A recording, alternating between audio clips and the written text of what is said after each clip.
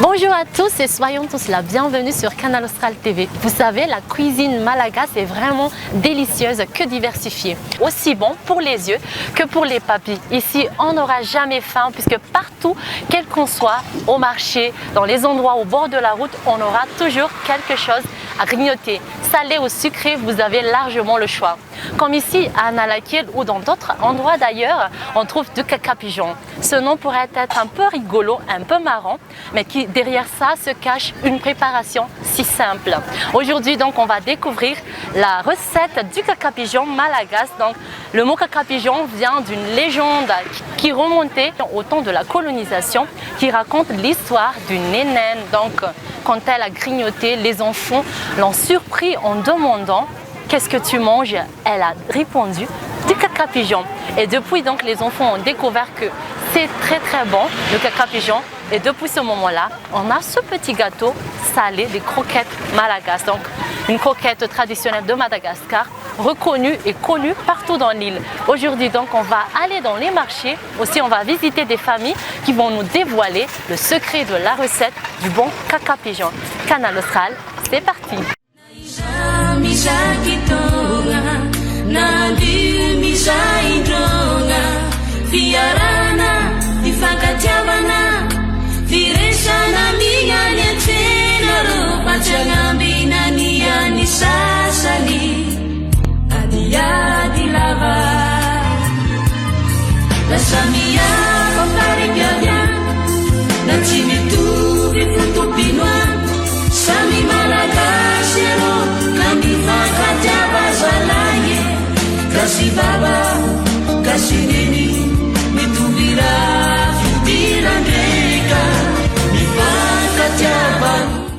Mandroso to. Manao tontolo salama, ina vaovao? Tsy misy tompoko avy any aminareo. Tsy misy fa fantatry ny olona tery eo ianareo manamboatra cacapigeon. Mba tia hita izay andro any hoe ahoana fanaovana anazy. Eo indrindratsika izao fa manomboka fa mikarakara mihitsy izay atsy. Andao ary. Ny akora ilaina zany raha ohatra ka hoe hanamboatra cacapigeon ianao dia mila ianao zany manana lafarinina, dia mila rano, mila siramamy, mila levure, mila menaka. Ny anay zany ny cacapigeon anay dia au beurre. Fa tsy voatery ny cacapigeon rehetra misy an'izay, fa arakaraka ny fitiavanao anazy zany sy ny tsiro tadavinao na fangaronao an'ireo zavatra rehetra ireo. Manana an'ireo rehetra ireo ianao zany dia anafangaro anazy dia manapaty anazy ao anaty koveta.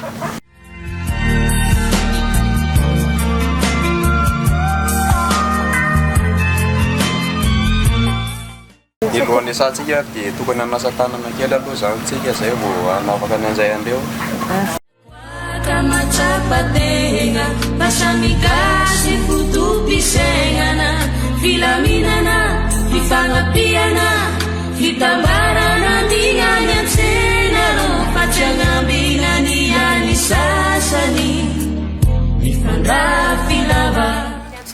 Io zao zany menaka dia alefa ny sira.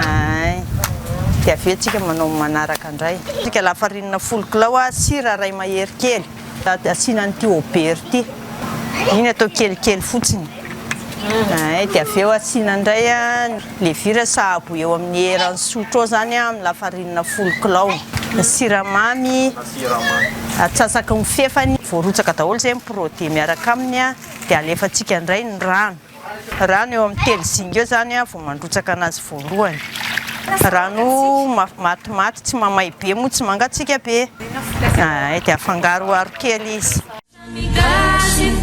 Zao zany ny asa fivelomanay ety. Efa nandritry ny taona maro zay ny asa tamin'ity, nanomboka tamin'ny 2006 nanao cacapigeon jusqu'à hatramin'izao. Izy ity moa zany dia asa tsy dia mba vitana vehivavy ny tena marina fa tsy maintsy mila ankizy lahy matanjatanjaka. Dia tsy lavina zany ny mikapoka lafarinina anay satria ny zanako mbola kelikely. Zay moa ato zany efa maromaro zay ny ankizy mifanohana manao an'ity zavatra ity. Zay koa zany mariparay-tapo iny zandrinay ankiray ihany hoe izay enina amin'ny rahavavy iny zandrinay iray iny ihany mivarotra koa fa zay manao chips sy cacapigeon daholo. Pasamigasy fotopisegna filaminana ifagnapiana fitambarana migana. Eo izy zany le anambatra anazy amin'izay alohan'le bolitsika zao. Filava na samia mafaripiavia na tsy mitovy fotopinoa samy malaka. Fonosina izy satria mbola ho alona mandritry ny adiny 3 eo izany na adiny 4 zay tena fonosina be mihitsy izy ahafana amin'izay mba mitombo. Samy malaka sero kamifakatiava. Vita zay iny fandonana an'le paty dia anotina azy atao machine tsika dia ipetraka eto ambony latabatra ny paty voalohany. Zao zany no fanaovana ny kakapizo raha ohatra ianao ka hanao kakapizo dia mandalo machine ny indrolo izy voalohany dia mipetraka amin'ny lahatra eo miandry ny menaka mafana. Dia raha mafana amin'ny menaka dia hitetika izy machine zany arakaraka izay itiavanao anazy hoe manana ny ataonao hoe anaovanao majinika ve anasianao vavety dia zay zany karazany roa ny kakapizo ataona eo. Lafarinina 2 kilao dia mamoaka kakapizo 3 kilo. Asa be nefa zany hoe atao ampitiavana izy dia tsy dia manino.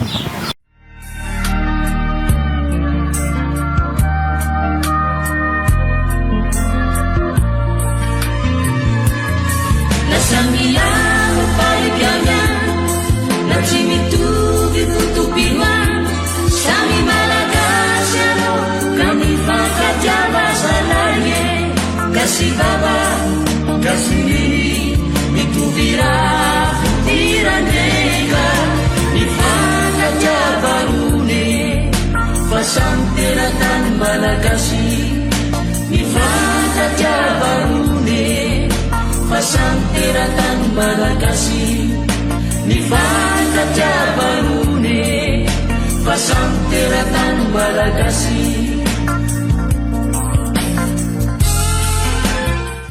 Vita zany zay ty kakapizo dia ampidiritsika ny an-trano indray izy voasesikintsika amin'ny sase zao izy rehefa vita voaendy toerana misy ny entana rehetrarehetra ato zany ato depo. Kasi baba kasi mituvira tirande. Zay zany ny fomba fanaovana ny kakapizo. Zay zany dia manao chips kakapizo voandalana, manao karazana tsakitsaky maro isan-karazany zay. Ka manentana antsika zany zay rehefa vita hitantsika teo fanaovana anazy. Ny tsiro avoakany dia manentana antsika malagasy zany mba hanjifa ny vita malagasy fa vita malagasy dia tsara lavitra mono ny ivelany. Zay manao mise-en-scène amin'ny sase mivarotra amin'ny firavaka koa zay ny Analakely.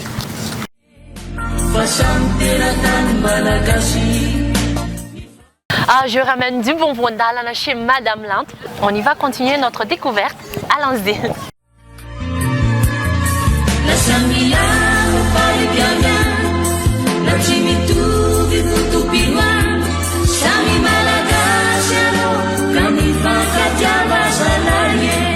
Kasi baba kasi mituvira tirandega nifaka jabarune fasantera tan malagasi. Dinany anarako dia mivarotra kakapizo mandehandeha dia zay ny ataonay aloha amin'izao. Eto Ambodivona amin'izao zay no mivarotra. Croquette kakapizo misy chips reny dia zay aloha zao misy aminay dia zay ny amidinay. Any kakapizo vavety zao no tena be mpandray amin'izao mandeha atao hoe mandeha mo tomivody reny vavety reny. 10 dia le vaventy reny arivo. Tian'ny olona reny satria le izy malemy mo tsara. Ny kakapizo zao malany 20 dia 30 sy 20 zany le 5000 30 moa le 2005 20. Zay zany miezaka manao le entana tsara dia sady mampandrosa le asantsika dia tiana hoe mba lasa tsara ny kakapizo dia mba tsy manao zavatra fositsika fa tsara foana nataontsika zany dia miezaka manao ny tsara.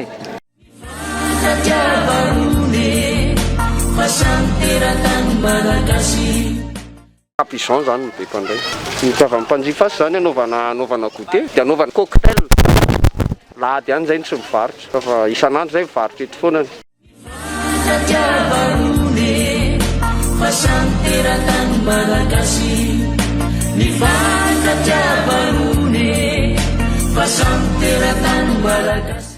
Tendra voangany misy anay a cacapigeon tsakitsaky isan-karazany a dia mandefa en gros zay na en détail dia mitovy ihany ny prix-any. Dia tendra efa miposta zany toerana misy anay.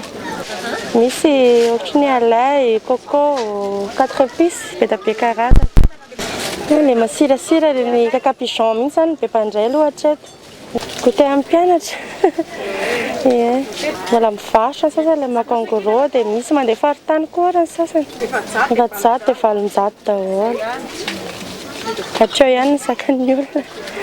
Tsongava ety aminay aty Andravoahangy dia efa miposta feno tsakitsaky isan-karazany mety goûter amin'ny mpianatra.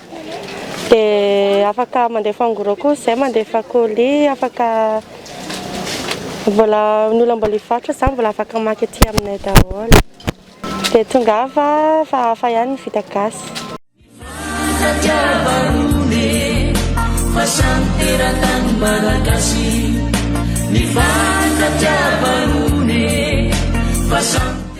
Ny amidy cacapigeon dia sipsa voandalana, sipsa misy sipsa vomanga, sipsa banane.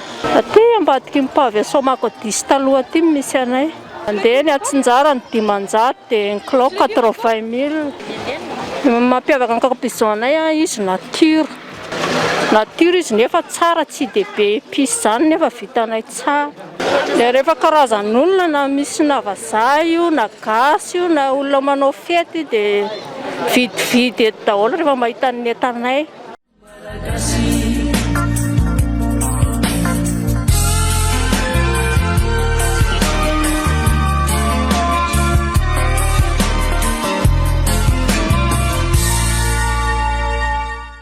Toute l'année, pour des événements festifs ou au quotidien, on a toujours ces petits plaisirs gourmands qu'on ne peut pas se refuser. On a donc le cacapigeon de Madagascar, ses croquettes, ses amuse-bouches très goûteux. Régalez-vous en apéritif ou en collation.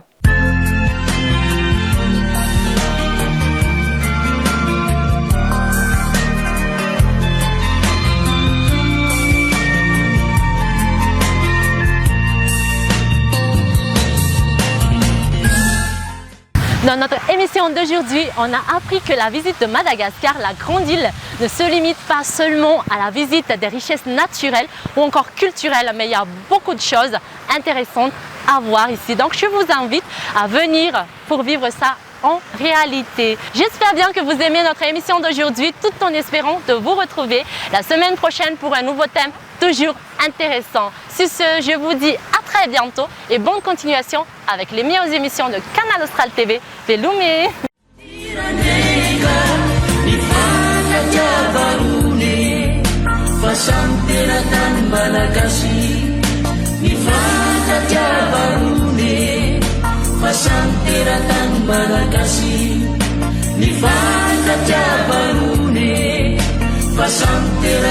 Malagasy